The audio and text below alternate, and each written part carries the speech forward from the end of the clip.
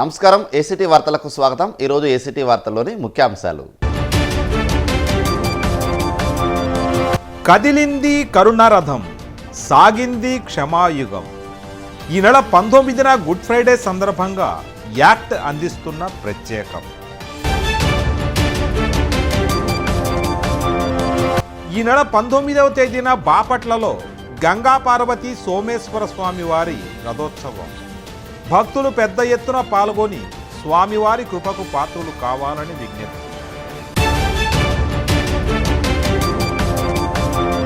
పాడి పరిశ్రమ, పశు సంపద, మత్స్య పరిశ్రమల అభివృద్ధిపై ప్రత్యేక దృష్టి సారించాలి.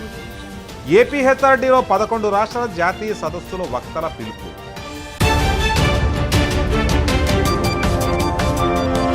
గౌతు లచ్చన్న జీవితం ప్రతి తరానికి ఆదర్శప్రాయం. ఈ నెల 19న లచ్చన్న వర్ధంతి సందర్భంగా యాక్ట్ అందిస్తున్న ప్రత్యేకం.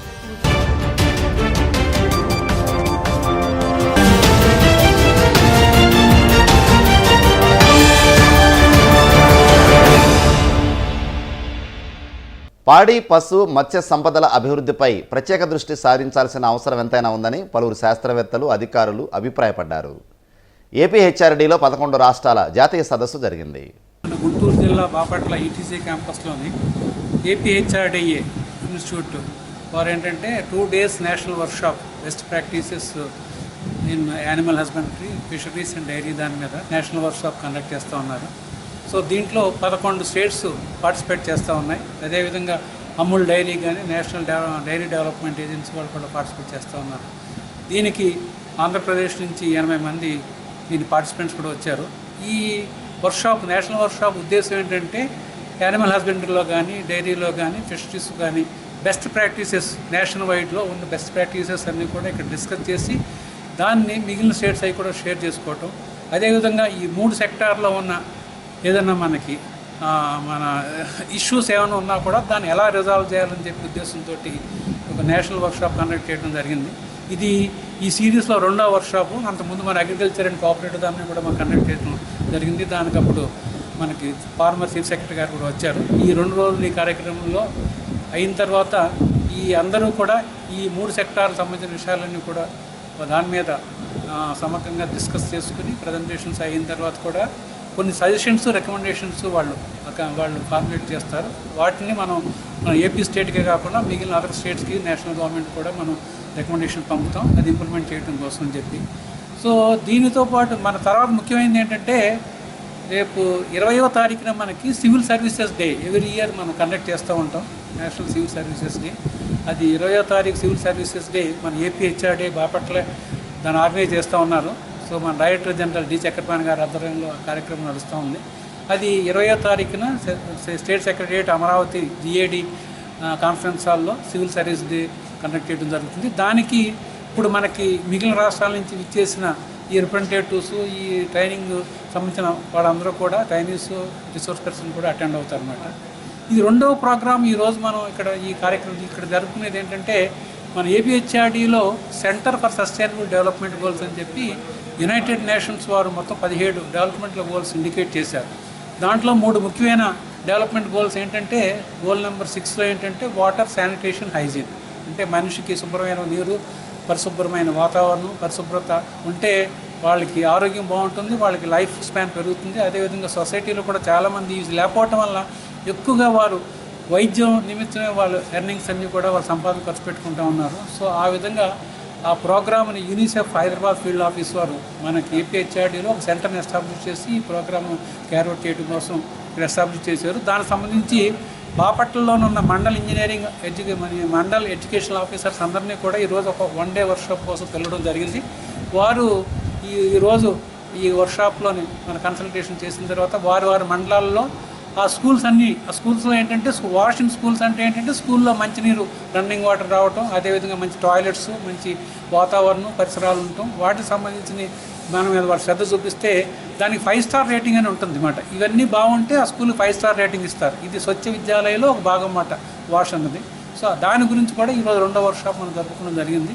సో ఈరోజు ఈ 2 ప్రోగ్రామ్స్ కూడా ఎంతో ఉత్సాహంగా మిగిలిన మన జిల్లా నుంచే కాకుండా దేశం నుంచి ఇతర ప్రాంతాల నుంచి కూడా అందరూ రావటం, ఈ 2 కార్యక్రమాలు ఇక్కడ జరగటం చాలా సంతోషకరమైన విషయం. దీని నుంచి మంచి అవుట్కమ్స్ వస్తాయని, అది అందరికీ ఉపయోగపడుతుందని చెప్పి మేము భావిస్తాం. మానవ చరిత్రలో ఎంతో సౌమ్యుడు, సహనశీలి, సాధు స్వభావి యేసు ప్రభువు. అటువంటి మహనీయుడికి ఆ దారుణమైన శుక్రవారం చరిత్రకే నల్లమచ్చ. నిత్య సత్యానికి మతం విధించిన శిక్ష ఈ నెల 19వ తేదీన గుడ్ ఫ్రైడే సందర్భంగా యాక్ట్ ప్రత్యేకం. రోమా ప్రభుత్వం ప్రజల్లో తమ చట్టం పట్ల విపరీతమైన భయం కల్పించి ఆ భయాన్నే తమ సాధనంగా మార్చుకొని పాలిస్తున్న రోజులవి. ప్రజల్ని భయకంపితులు చేసేందుకు కరుడుగట్టిన నేరస్తులను భయంకరంగా హింసించి విధించే ఒక పైశాసిక మరణశిక్ష విధానం శిలువ. మానవ చరిత్రలోనే ఎంతో సౌమ్యుడు, సహనశీలి, సాధు స్వభావి, సచ్చీలుడైన యేసుక్రీస్తు ఛాందస యూదులు, కిరాతక రోమా అధికారుల కుట్ర, వారి అన్యాయపు విచారణ, తీర్పు వల్ల 2000 ఏళ్ల క్రితం ఒక భీకరమైన శుక్రవారం నాడు అలాంటి శిలువలో అనూహ్యమైన వేదనను అనుభవిస్తూ వేలాడాడు. ఆయన చేసిన నేరం ఏమిటి? నేను దేవుణ్ణి కుమారుడు అంటూ తన పరలోకపు గుర్తింపు కార్డు చూపించాడు ఒకసారి ఆయన. అది దైవద్రోహ నేరమన్నారు యూదు మతాధిపతులు. తాను యూదుల రాజునని ప్రకటించుకున్నాడంటూ యూదులు రాజద్రోహం నేరం కూడా మోపారు. కానీ తన రాజ్యం ఈ లోకానికి సంబంధించినది కాదని కూడా యేసు ప్రభువు అప్పుడు వివరణ ఇచ్చాడు. నిజానికి యేసుక్రీస్తు విషయంలో యూదులకు కాక రోమా ప్రభుత్వానికి అలాంటి భయాలుండాలి. కానీ ఆయనలో శిక్షార్హమైన నేరమేది తనకు కనిపించలేదంటూ రోమా గవర్నర్ పిలాతు స్వయంగా ప్రకటించి ఆయన్ని విడుదల చేయబోయాడు. కానీ అలా చేస్తే నువ్వు కైసరుకు శత్రువు అవుతావు అంటూ యూదులు అతన్ని బ్లాక్మెయిల్ చేశారు. పిలాతు బెదిరిపోయి యేసును వారికి అప్పగించి, మీ ఇష్టం వచ్చినట్టు చేసుకోండి, నేను మాత్రం ఈ నీతిమంతునికి రక్తానికి అపరాధిని కాను అంటూ ప్రజలంతా చూస్తుండగా నీళ్లతో చేతులు కడుక్కున్నాడు. యూదు మత నాయకులు వంటి కాకలు తీరిన కుట్రదారులు కలిసి మంచితనానికి, ఎల్లలేని మానవత్వానికి, ప్రేమకు, క్షమాపణకు మారు పేరైన యేసుక్రీస్తును సిలువలో చిత్రహింసలు పెట్టి చంపారు.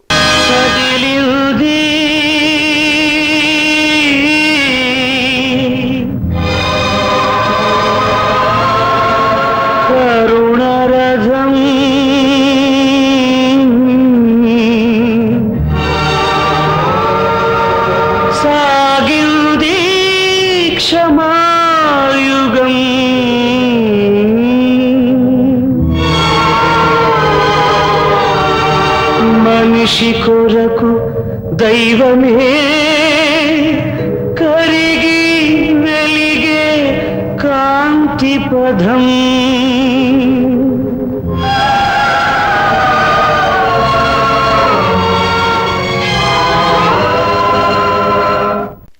ఈ దారుణమైన శుక్రవారం చరిత్రకే నల్ల మచ్చ. నిత్య సత్యానికి మతం విధించిన శిలువ శిక్ష అది. శిలువలో యేసుప్రభు చేసిన ఒక అద్భుతమైన ప్రార్థన వారందరి కుట్రలను పటాపంచలు చేసి చరిత్ర గతిని మార్చి దాన్ని గుడ్ ఫ్రైడేను చేసింది.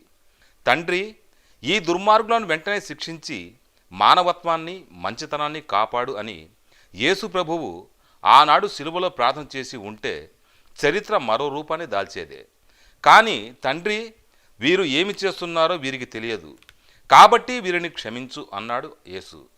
అంతటి బాధ, అవమానంలో కూడా యేసుక్రీస్తు అత్యంత శక్తిమంతమైన, అసాధారణమైన, అసమానమైన ప్రార్థన చేశాడు. దేవుడు ఆ ప్రార్థనను ఆలకించి మానవాళికంతటికీ సర్వపాప పరిహారమైన క్షమాపణను యేసుక్రీస్తులు అనుగ్రహించి ఆ శుక్రవారాన్నే మంచి శుక్రవారంగా మార్చాడు. ప్రాణత్యాగం ద్వారా యేసుక్రీస్తు సిలువలో సాధించిన ఈ ఘన విజయం నాణ్యానికి ఒక పార్శ్వం అయితే, మరుసటి ఆదివారం నాటి ఆయన పునరుత్థానం మరో పార్శ్వం. సిలువలో యేసు క్షమాప్రార్థన చేసి మరణించి సమాధి చేయబడి దాంట్లోనే ఆయన శరీరం కుళ్ళిపోయి ఉంటే చరిత్రలో యేసు గొప్ప మహనీయుల జాబితాలో చేరి ఉండేవారేమో. కానీ నేనే పునరుత్థాన్ని, జీవాన్ని అంటూ తానే గతంలో ప్రకటించినట్టుగా ఆయన మరుసటి రోజు అంటే ఆదివారం నాడు మరణాన్ని జయించి తిరిగి సజీవుడయ్యాడు. కరుణరథం సాగింది క్షమాయుగం, మనిషి కొరకు దైవమే మనిషి కొరకు దైవమే కరిగి వెలిగే కాంతి పథం కదిలింది కరుణ రథం.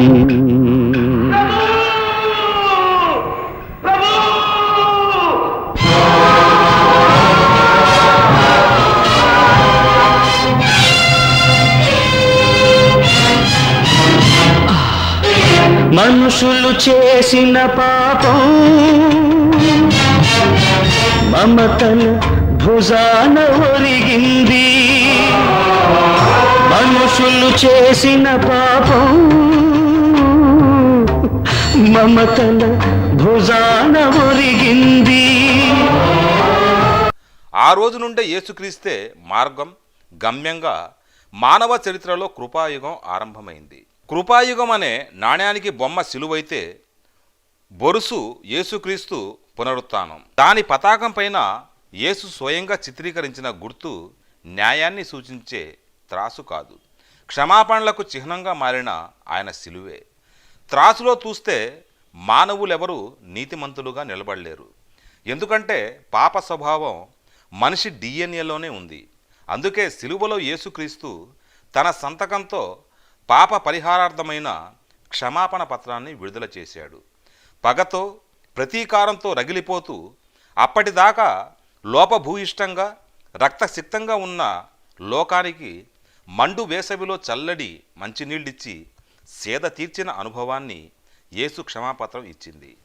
భయానకమైన ఆ శుక్రవారం నాడు యేసు నిస్సహాయంగా సిలువలో వేలాడుతూ మరణించడం చూసిన ఆయన శిష్యులు, అనుచరులు, ఇంకా వందల మంది ఇతరులు మరుసటి ఆదివారం నాడు తిరిగి సజీవుడైన యేసును చూశారు. తమ కళ్ళనే తాము నమ్మలేనంతటి ఆ నిత్య సత్యం వాళ్ళందరి జీవితాల్లో యేసును లోతుగా ప్రతిష్ఠించింది. తాము సేవించేది ఒక మంచి బోధకుణ్ణి, మహనీయుణ్ణి కాదు, సజీవుడైన దేవుణ్ణి అన్న గొప్ప సత్యం వారి జీవితాలను సమూలంగా మార్చివేసింది. ఆ శక్తితో ఆ సత్యాన్నే బూది గంతాలకు తీసుకెళ్లే సువార్థికులుగా వారిని ఆ అనుభవం మార్చేసింది. ప్రాణాన్ని సైతం తృణప్రాయంగా ఎంచి మరీ తెగించి ఆ సత్యాన్ని లోకమంతా వారు చాటి చెప్పారు. యేసు పునరుద్ధానుడై ఆదివారం నాడు ఇద్దరు వ్యక్తులు యెరూషలేంకు దగ్గరలోని ఎమ్మాయి అనే గ్రామానికి వెళ్తుండగా యేసు వారితో కలిసి నడిచాడు. ఆ సందర్భంగా తమ సహపాఠచారి అయిన యేసుతో వాళ్ళిద్దరూ ఆయన జీవిత విశేషాలు, బోధలు, నాటి యెరూషలేము పరిణామాలే చర్చించారు. కానీ ఆ యేసు ప్రభువే తమతో స్వయంగా నడుస్తున్నాడని వారు మాత్రం గ్రహించలేకపోయారు. అప్పుడు ఇప్పుడు కూడా ఇదే పరిస్థితి. యేసును ఆరాధిస్తాం, ఆయన గురించి మాట్లాడతాం, కానీ ఆయనే మనతో ఉన్నాడన్న గ్రహింపు ఈనాడు విశ్వాసుల్లో, చర్చిల్లో లోపించింది. ఈనాటి అన్ని సమస్యలకు అదే కారణమైంది. మరణాన్ని గెలిచే సజీవుడైన మహిమ శరీరపు యేసుక్రీస్తు కొన్ని ప్రాంతాలకు, సిద్ధాంతాలకు, మతాలకు, కులాలకు, ఆలయాలకు, చర్చీలకు అతీతుడన్న సత్యం ఆ రోజున ఆయనతో నడిచిన ఆ ఇద్దరికి ఇప్పటికీ చాలామందికి కూడా బోధపడలేదు. యేసు పునరుత్థాన శక్తితో పునీతమైన జీవితం, చర్చి కూడా ఈ భూలోకపు పరలోకంగా పరివర్తన చెందుతుంది.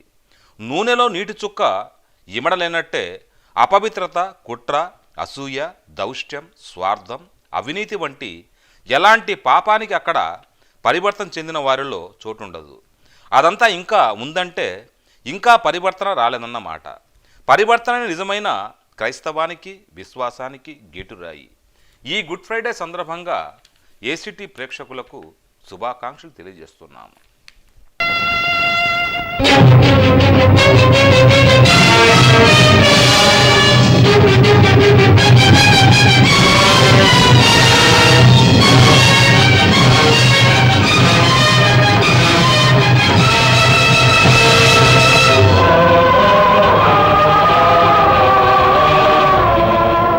ద్వేషం, అసూయ, కార్పణ్యం ముళ్ళ కిరీటమైంది.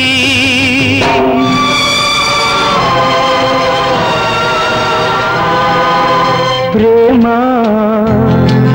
సేవా, త్యాగం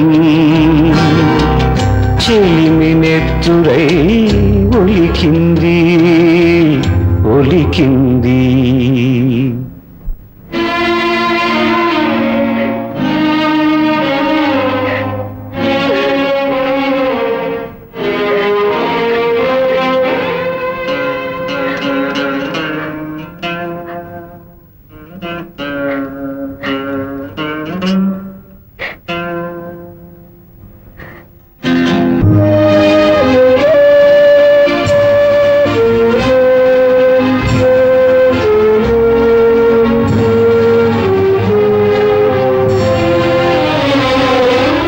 తాకినంతనే స్వస్థత నొసగిన తనువుపై కొరడా చెళ్ళంది.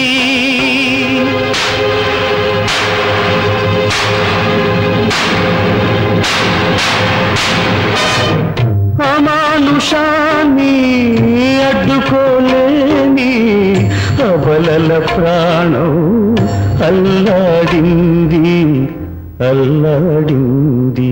కదిలింది కరుణరథం, సాగింది క్షమాయుగం, మనిషి కొరకు దైవమే,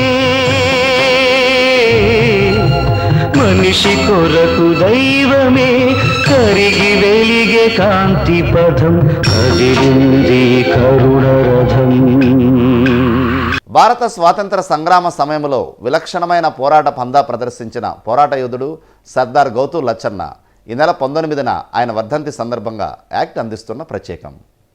భారత స్వాతంత్ర సమరంలో విలక్షణమైన పోరాట పందా ప్రదర్శించిన యోధుడు సర్దార్ గౌతు లచ్చన్న. బడుగు బలహీన వర్గాల రథసారథిగా రైతులు కూలీల చేతివృత్తుల వారి అభ్యున్నతికి నిరంతరాయంగా పోరాటాలు సాగించిన చిరస్మరణీయుడు ఆయన.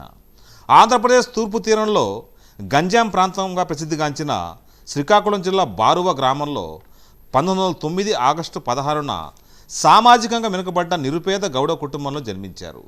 ఆనాటి సామాజిక స్థితిగతిని అధిగమించి విద్యార్థి దశ నుంచి స్వాతంత్ర ఉద్యమంలో పాల్గొని క్రియాశీలక పాత్ర నిర్వహించారు. విదేశీ వస్త్ర బహిష్కరణ, సహాయ నిరాకరణ, శాసన ఉల్లంఘన ఉద్యమాల్లో పాల్గొనడమే కాక ఉప్పు సత్యాగ్రహం, కిట్ ఇండియా ఉద్యమాల్లో పలుమార్లు జైలు పాలైనప్పటికీ ఎనలేని ధైర్య సాహసం ప్రదర్శించిన నేత గౌతు లచ్చన్న. స్వాతంత్రోద్యమం సాగినంత కాలం తన వ్యక్తిగత జీవితానికి ఎన్నడూ ప్రాధాన్యత ఇవ్వని మహోన్నత వ్యక్తి లచ్చన్న. దేశానికి స్వాతంత్రం సిద్ధించే వరకు వివాహం చేసుకుని ప్రతినబూనిన లచ్చన్న మాటకు కట్టుబడి స్వాతంత్ర అనంతరం 1948 మార్చి 28న యశోదాదేవిని వివాహం చేసుకోవటం ఆయన దేశభక్తికి తిరుగులేని నిదర్శనం. స్వాతంత్ర పోరాటంలో పలుమార్లు జైలు శిక్ష అనుభవించిన లచ్చన్న స్వాతంత్ర అనంతరం ఎమర్జెన్సీ కాలంలోనూ బడుగు బలహీన వర్గాల సమస్యలపై సాగించిన ఉద్యమాల్లో అనేకసార్లు నిర్బంధానికి గురై జైలు శిక్షను అనుభవించారు. 1948లో విశాఖపట్నం కార్మిక నియోజకవర్గం నుంచి పోటీ చేసి తొలిసారి శాసనసభకు ఎన్నికైన లచ్చన్న 1952, 57, 62, 67, 78 ఎన్నికల్లో సోంపేట నియోజకవర్గాన్ని ప్రాతినిధ్యం వహించారు. 1967లో శాసనసభతో పాటు శ్రీకాకుళం లోక్సభ స్థానానికి పోటీ చేసి విజయం సాధించి అదే ఎన్నికల్లో ఓటమి గురైన రంగాకు స్థానం కల్పించడానికి తన పార్లమెంటు స్థానానికి రాజీనామా చేసి అదే స్థానంలో రంగాను అత్యధిక మెజార్టీతో గెలిపించిన ఘనుడు లచ్చన్న. రాష్ట్ర రాజకీయ రంగానికి లచ్చన్న అందించిన సేవలకు గుర్తింపుగా ఆంధ్ర నాగార్జున విశ్వవిద్యాలయాలు డాక్టరేట్తో సత్కరించటం యావత్ రాష్ట్ర ప్రజలు ఎంతో గర్వంగా భావించారు. నిరంతరం పోరాటాల ఉద్యమాలకు పర్యాయ పదంగా మారిన లచ్చన్న రాజకీయ జీవితం ప్రజల మనోఫలకంపై చెరగని సంతకంగా గుర్తుండిపోయే ఘట్. బాపట్లలోని శ్రీ గంగా పార్వతీ సమేత సోమేశ్వర స్వామి ఆలయంలో ఈ నెల 19వ తేదీన రథోత్సవం జరుగుతుందని ఆలయ ట్రస్ట్ బోర్డు తెలియజేసింది. సోమేశ్వర స్వామి వారి దేవస్థానం ప్రాంగణంలో బ్రహ్మోత్సవాలు 11వ తారీఖు నుండి 21వ తారీఖు దాకా స్వామివారి బ్రహ్మోత్సవాల కార్యక్రమం జరుగుతుంది. మరి ఈ కార్యక్రమం భాగంగా 18 తెల్లవారుజామున స్వామివారి కళ్యాణ మహోత్సవ కార్యక్రమం జరుగుతుంది. కళ్యాణ అనంతరం నంది సేవ కార్యక్రమం, తర్వాత అన్నదాన కార్యక్రమం జరుగుతుంది. మరి ఈ అన్నదాన కార్యక్రమం సామరవతో నాగభూషణ గారు వారిచే కార్యక్రమం మొత్తం నిర్వహించబడుతుంది. మరి ఈ అన్నదాన కార్యక్రమం సుమారు 3000 మంది పైచిలుకగా మరి కార్యక్రమంలో పాల్గొంటారు. మరి ఈ కార్యక్రమం తప్పకుండా భక్తులందరూ బాపట్ల పట్టణం ప్రజలందరూ కూడా కార్యక్రమం పాల్గొని స్వామివారి యొక్క కృపకు పాత్రకాలు కోరుకున్నాం. మరి యొక్క స్వామివారి సేవలో తరించి స్వామివారి యొక్క కార్యక్రమం పాల్గొనుకుంటున్నాం. ఓం నమ శివాయ. సమేత సోమేశ్వర స్వామి వారికి 19 ఉదయం కళ్యాణోత్సవం, తర్వాత నంది సేవ, సాయంత్రం 5ంటికి మళ్ళీ రథోత్సవం జరుగుతుంది. రథోత్సవంలో భక్తబంధువులు పాల్గొని స్వామి కృపకు పాత్రలను కోరుతున్నాం. ఏసీటీ వార్తలు ముగించే ముందు ముఖ్యాంశాలు మరోసారి. కదిలింది కరుణారథం, సాగింది క్షమాయుగం. ఈ నెల 19న గుడ్ ఫ్రైడే సందర్భంగా యాక్ట్ అందిస్తున్న ప్రత్యేకం. ఈ నెల 19వ తేదీన బాపట్లలో గంగా పార్వతీ సోమేశ్వర స్వామి వారి రథోత్సవం. భక్తులు పెద్ద ఎత్తున పాల్గొని స్వామివారి కృపకు పాత్రులు కావాలని విజ్ఞప్తి. పాడి పరిశ్రమ, పశు సంపద, మత్స్య పరిశ్రమల అభివృద్ధిపై ప్రత్యేక దృష్టి సారించాలి. ఏపీహెచ్ఆర్డీలో 11 రాష్ట్రాల జాతీయ సదస్సులో వక్తల పిలుపు.